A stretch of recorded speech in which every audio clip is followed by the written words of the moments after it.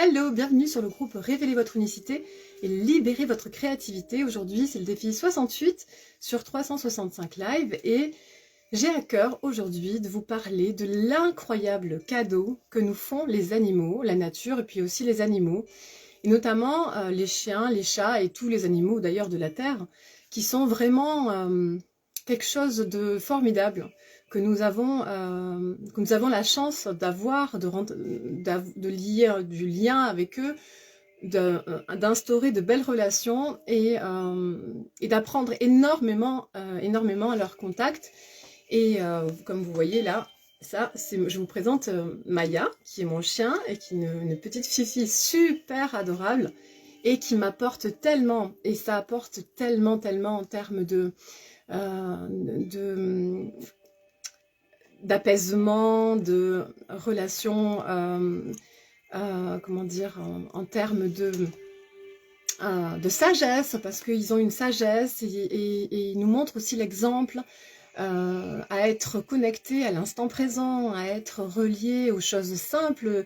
Ils sont tellement reliés à l'essentiel et à nous célébrer quand on les a pas vus depuis longtemps et être dans un amour inconditionnel, dans un amour d'une sincérité et d'une pureté, et c'est tellement, on en a tellement besoin. Donc coucou Charlie, super, je suis ravie que tu sois là, j'espère que tu vas bien. Et donc voilà, les animaux sont vraiment des sources d'inspiration, de reliance à sa profondeur d'être. C'est vraiment quelque chose, c'est vraiment un lien sacré qu'on doit chérir et on se doit de les protéger. D'ailleurs, Gandhi disait, on reconnaît le degré de civilisation d'un peuple à la manière dont il traite ses animaux. Donc voilà, ça veut tout dire, hein, c'est vraiment ça, on reconnaît le degré de civilisation d'un peuple à la manière dont il traite ses animaux. Donc c'est vraiment ce que je ressens profondément, c'est qu'on s'aperçoit que on peut pas aimer, ne pas aimer les animaux si on ne s'aime pas. Enfin, je veux dire, le lien qu'on a avec les animaux, en fait, nous ramène forcément au lien qu'on a avec soi, et c'est ça qui est intéressant. Et si on s'aime pas soi, on aura peut-être du mal à rentrer en contact avec les animaux et avec les autres, etc.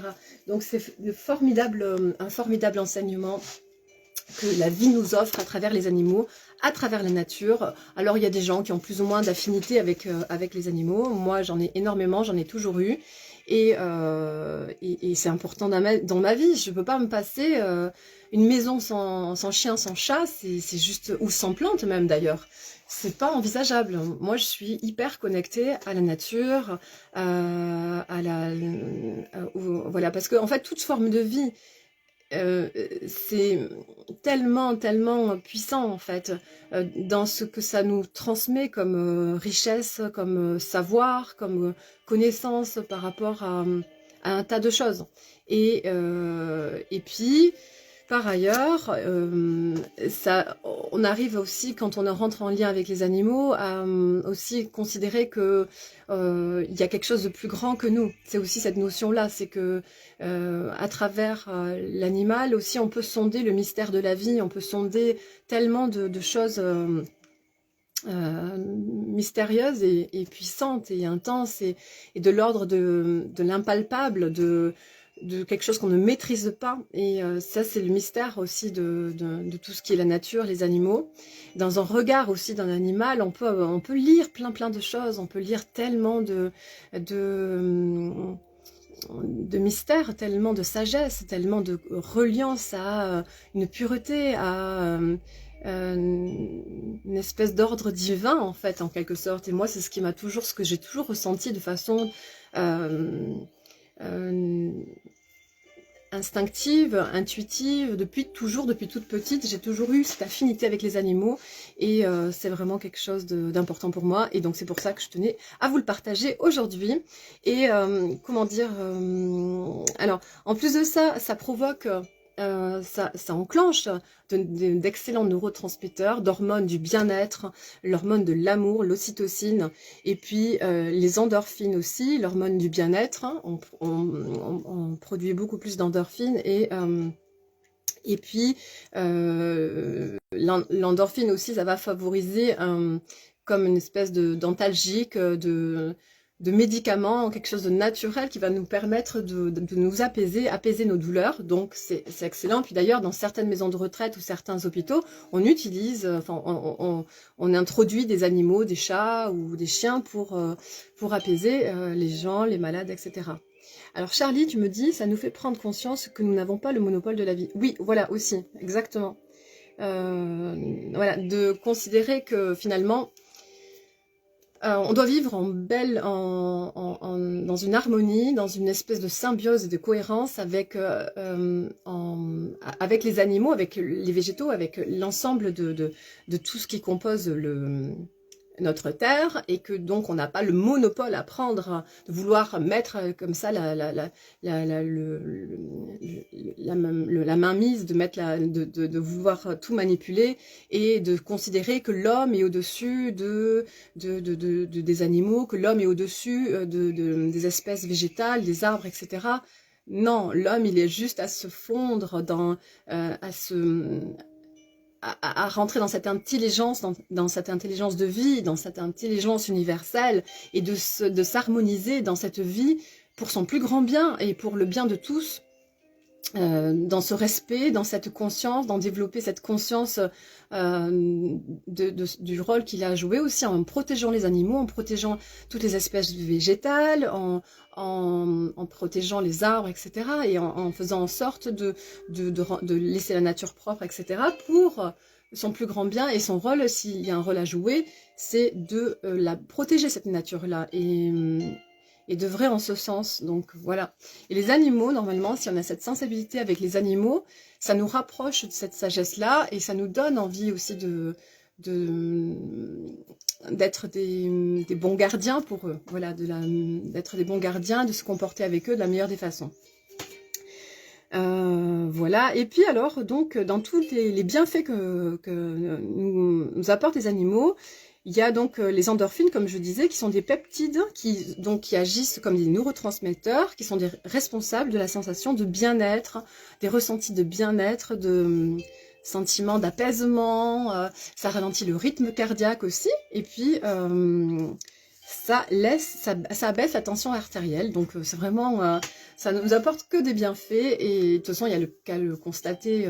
Il suffit qu'on caresse un chat, et le fait de caresser le chat, ça va donc provoquer, ça va accélérer la production de l'hormone du bien-être, donc des endorphines. Donc c'est vraiment génial. Donc voilà, je crois que j'ai à peu près tout dit sur ce thème-là. Il y a encore plein de choses à dire, mais bon, voilà, les animaux, c'est vraiment quelque chose qui va nous relier à notre profondeur d'être, à notre et puis à notre sensibilité. Aussi, ça peut nous favoriser l'activité physique, de se mettre dans une dynamique, d'aller courir avec son chien, voilà, et de prendre soin des animaux aussi. Ça rééquilibre pour les gens qui sont dépressifs ou des choses comme ça. Ça leur permet de prendre soin d'un animal, ça permet de redonner cette responsabilité. Du coup, ils se font entendre là. Et donc voilà, de redonner cette responsabilité, de prendre soin d'un animal, ça fait énormément de bien. Donc ça redonne du goût à la vie, ça redonne une autre façon d'aborder les choses, et de nouvelles belles énergies, parce qu'ils nous sont tellement généreux dans ce qu'ils nous apportent, hein, c'est incroyable. Et donc tu dis, Charlie, il faut qu'ils prennent conscience qu'en protégeant dans la vie, ils se protègent eux-mêmes. Et oui, voilà, c'est ça. C'est ça, tout à fait. C'est une espèce de notion comme ça de réciprocité et d'intelligence de vie, collective, et de bonne intelligence dans cet entendement de cette orchestration du grand tout, et de rentrer dans cette intelligence universelle, et du respect de la vie, du respect de ce qu'on est, de ce que la vie nous offre. Et voilà, donc c'est ça, c'est d'avoir cette sensibilité, de faire en sorte d'être cohérent avec soi, et cohérent avec toute forme de vie, et dans cette justesse, en fait, et dans cette simplicité, et être à l'écoute de nos essentiels. Et voilà, donc Aussi, ça nous permet d'être, de développer notre empathie, notre compassion, je sais pas si je l'ai déjà dit peut-être, mais d'avoir plus du coup, de compassion, d'empathie, de développer ce sentiment de se porter, de regarder l'autre et de tourner le regard vers soi, mais aussi de tourner de façon plus juste et plus généreuse vis-à-vis de son prochain, des animaux et aussi donc du coup de son prochain. Voilà. Donc c'est super, super. La relation aux animaux, à la nature et aux animaux est vraiment d'une profondeur incroyable et d'une sagesse vraiment très intéressante, hein, et d'une reliance à nous. Et c'est vraiment un lien qui est exploré, à découvrir et à vraiment, il faut connaître ça. Enfin, j'ai l'impression que après chacun fait avec ses ressentis, ses affinités. Il y a des gens qui vont pas facilement vers les animaux et ça leur parle pas vraiment, c'est ok. Mais en tout cas, c'est dommage. Moi, je trouve que c'est dommage de passer à côté de cette rencontre-là, de cette relation qu'on peut avoir à l'animal. Ça, c'est vraiment puissant et voilà, il faut expérimenter. Je vous souhaite une très très belle journée, un très très bon après-midi et très bel après-midi plutôt. Et merci de votre attention, merci à toi Charlie et à très bientôt. À demain, merci.